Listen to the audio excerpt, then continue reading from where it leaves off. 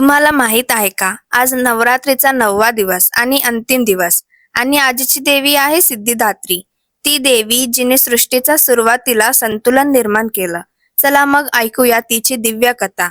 सृष्टीच्या प्रारंभी ब्रह्मदेव सृष्टी निर्माण करत होते, पण त्यांना समजत नव्हतं की सृष्टीचा विस्तार कसा करायचा.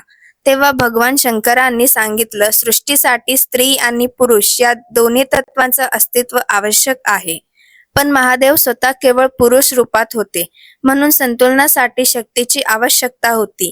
तेव्हा माता दुर्गेनं सिद्धिदात्रीचं दिव्य रूप धारण केलं, ज्याने भोलेनाथांना अर्धनारीश्वर स्वरूप प्रदान केलं.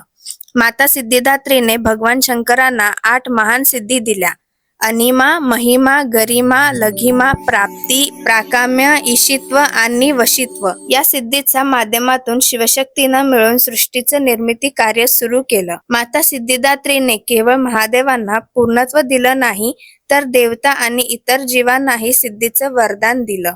माता सिद्धिदात्री हे दुर्गेचं 9वं रूप आहे, सृष्टी संतुलन आणि दिव्य ज्ञानाचा प्रतीक. नवरात्रीच्या 9व्या दिवशी तिची पूजा केली जाते.